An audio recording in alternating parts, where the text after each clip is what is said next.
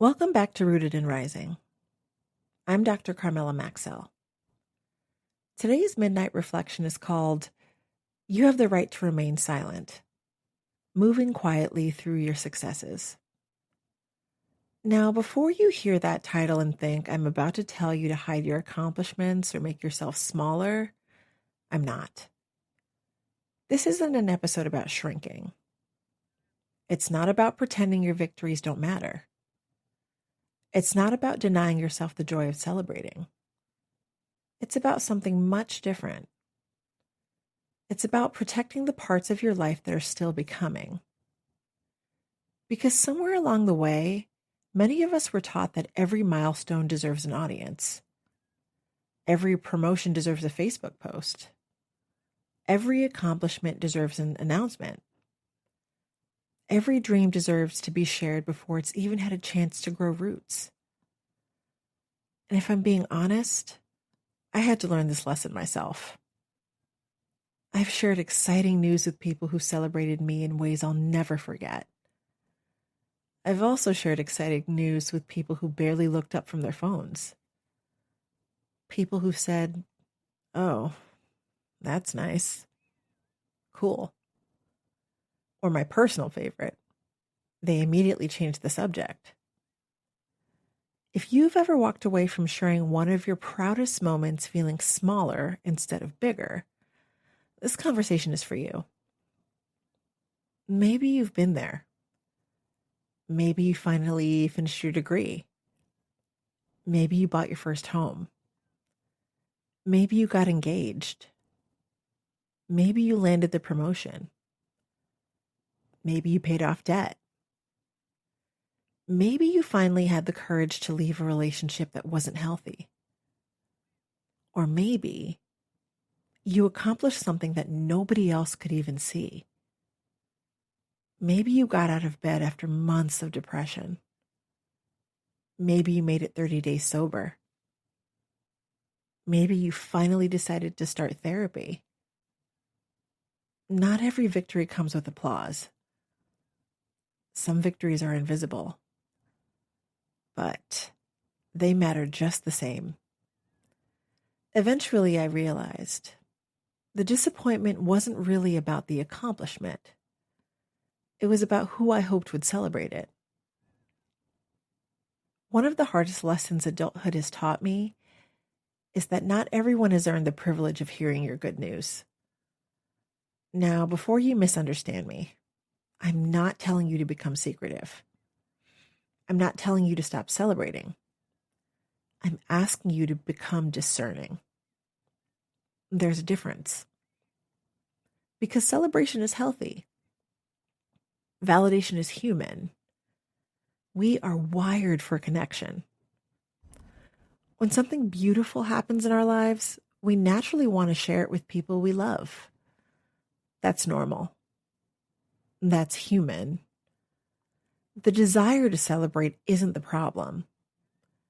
The problem is believing everyone has the emotional capacity to celebrate it with us. They don't.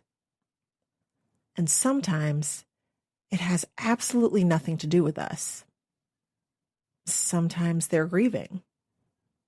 Sometimes they're overwhelmed. Sometimes they're struggling financially while you're celebrating a promotion.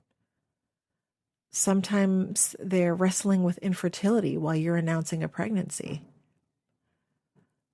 Sometimes they're quietly wondering why life seems to be working for everyone except them. Sometimes your joy accidentally brushes against someone else's wound.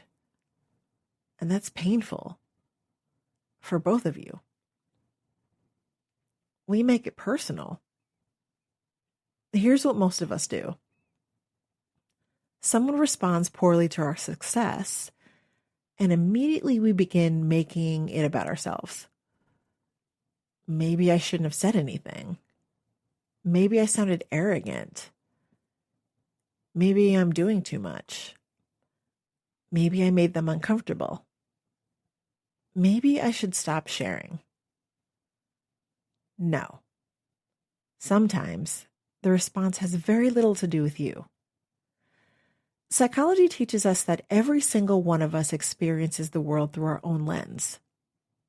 Our experiences, our insecurities, our losses, our expectations. When someone hears your success, they don't hear it objectively. They hear it through their own story. That's why one person says, "I'm so happy for you," while another quietly responds, "Must be nice." The accomplishment didn't change. The lens did. Can I tell you something that took me far too long to learn?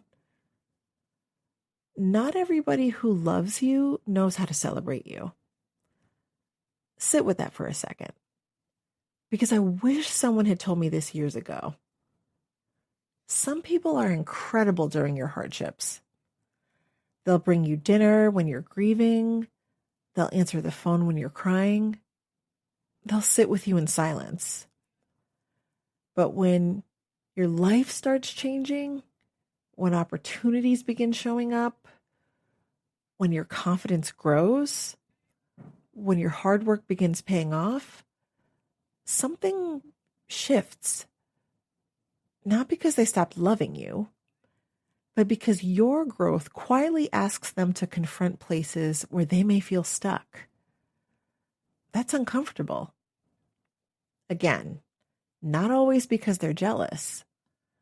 Sometimes because your success reminds them of dreams they quietly packed away. Dreams they convinced themselves were no longer possible. That's why I try to extend grace. Because comparison is a deeply human experience. We've all done it. We've all looked sideways instead of forward. We've all wondered, why them? Instead of, what can I learn? Interestingly, this isn't just emotional. It's psychological. Psychologist Peter Gallwitzer spent years studying what happens when people publicly announce their goals before they've accomplished them. What he found surprised a lot of people.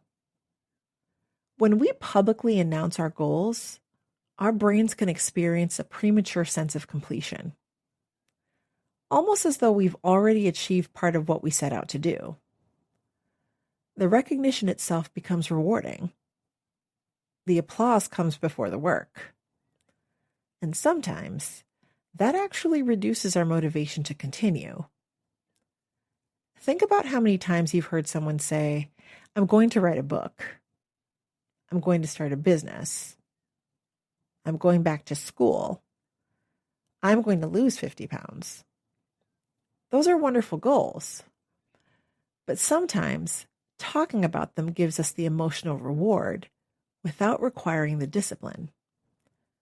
And discipline is what changes lives, not announcements. Maybe the reason you're protecting your next dream isn't because you're afraid. Maybe it's because you finally learned that roots grow best underground. Not every dream needs applause before it becomes reality. Sometimes it just needs time. Now, I want to be really careful here because I don't want you walking away thinking I'm telling you to hide. I'm not. There's a difference between privacy and secrecy. Secrecy protects shame. Privacy protects peace. Let me say that again. Secrecy protects shame. Privacy protects peace. Sometimes the healthiest thing that you can do is allow something beautiful to grow before exposing it to everyone else's opinions. A seed doesn't become a tree overnight. It grows underground first, quietly, unseen, without applause, without validation, without anyone posting about it. Maybe there's wisdom in that. Maybe some of the most sacred seasons of our lives need sunlight, not spotlights.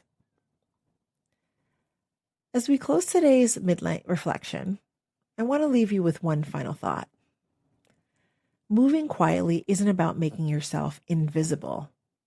It's about becoming intentional. It's recognizing that not everyone has earned access to the most sacred parts of your journey. Some people will celebrate your victories. Some people won't understand them. Some people may even feel uncomfortable because your growth reminds them of where they stopped believing in themselves. Offer grace where you can. Protect your peace where you must. And remember, silence isn't always secrecy. Sometimes it's self-respect. If this episode spoke to you, I'd love for you to share it with someone who may need to hear it. You can also help Rooted in Rising continue to grow by following the podcast wherever you listen, leaving a review, and sharing these conversations with other people. And if you haven't yet, I'd love to invite you to check out my debut novel, Bereavement, available now in paperback on Amazon, on Kindle, and as an audiobook on Spotify. If you enjoy thought-provoking stories about grief, memory, love, and what it means to hold on to the people who shape us, I hope you'll add it to your reading list. Until next time, protect your peace, keep growing, and remember, not everyone has earned a front row seat to your becoming.